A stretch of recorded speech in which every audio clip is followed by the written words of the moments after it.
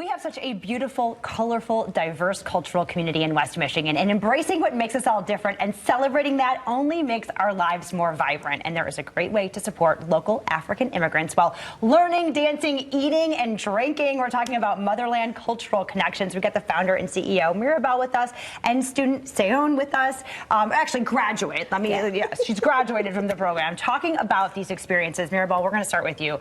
Talk to us about the history, what this organization is all about. We are about bringing people together over food, music, storytelling.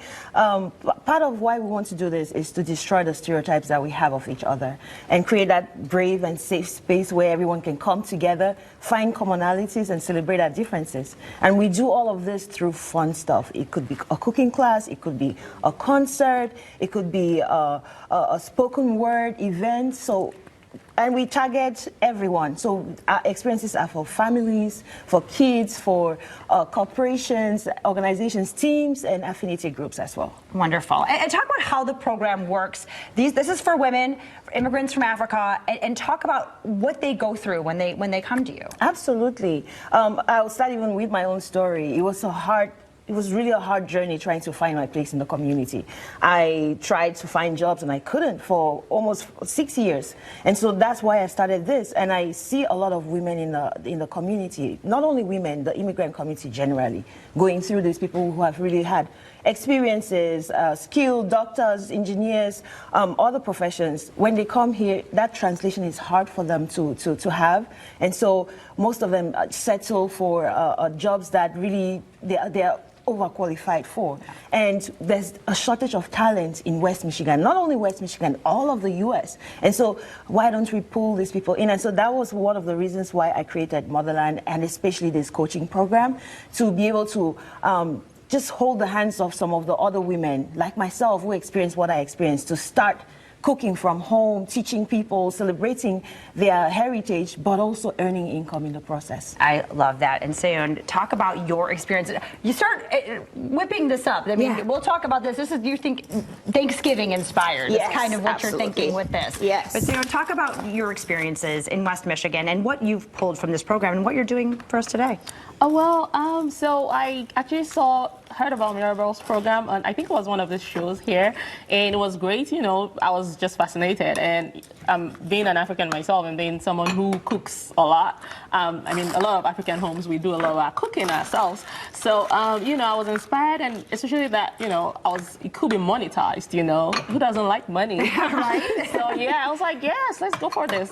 And I joined, and I graduated just a few months ago, and, you know, I do have an Instagram page too, and I, you know, just encourage people to like go on there and like, you know, order whatever they want to order, snacks, especially Nigerian snacks. Okay. So today I will be talking about one of the very common Nigerian snacks, which is puff puff. I love puff puff. You do, huh? I love puff puff. I'm so glad you brought puff puff today. So talk to us about this. Yes, so today I do have this is a very common Nigerian snack, like I said, and it's not just in Nigeria, even like other African countries like Cameroon, you know, Senegal, anywhere. It could be served as an appetizer, as a dessert, as a snack, just as a snack. So it's very easy to make. In like less than 2 hours. You can actually like literally eat in your snack. So we do have like 2 cups of flour and sugar, salt, nutmeg, and yeast. So the purpose of the yeast, of course, is to let it rise, because you will be dumping like the flour into the bowl, and then of course adding the yeast. The yeast. It's very important to be mindful of the fluid, of the liquid that you're going to be using. The temperature of the liquid is what I'm saying, because if it is too cold, then the yeast wouldn't rise, and if it is too hot, then you're going to kill the yeast organisms. Yes. So and then we'll be adding like the nutmeg for some flavor, and the salt and sugar, of course, for taste as well. And the vanilla extract, I like to put that just because it also helps with some flavor. Well, that's for the dessert one for sure. Yes. Right? Yes. And I love that it can be an appetizer or a dessert. Exactly. Yeah. You could use it either way. Wonderful. Yeah. And Mirabelle, talk about what you're doing here. What is that? So this is a very special dish Yeah. from Western Africa. It's called jollof rice. And jollof rice takes forever to cook because you have to build flavors and build and build and build. But we have here, it's just not so practical. And we're thinking Thanksgiving. How about you whip up something that's completely different? I love Impress it. your family members.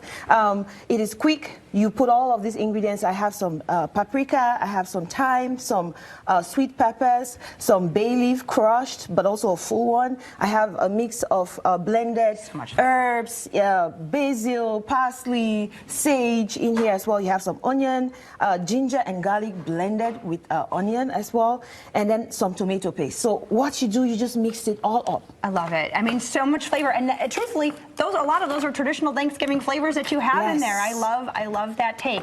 Now, Maribel, while you're doing that, talk to us about if people want to get a hold of you. You do cooking classes. You can come. People can experience this in their homes or at their companies. So, what do they need to do? They need to go to our website. It is Motherland Cooking Experience, or they can go to motherlandculturalconnections.com, and there's an intake form there. You just need to tell us how many people you want us to cook with or to teach. You need to tell us how long you want us to do this. If you have any dietary restrictions, you need to tell us too, and then we will give you a call and curate an experience that works for your group. I love this so much, Maribel. Thank you so much, Sue. Thank you for being here. We Thank really you for having us. appreciate it. Of course, all the information there on your screen, motherlandculturalconnections.com. We'll be right back.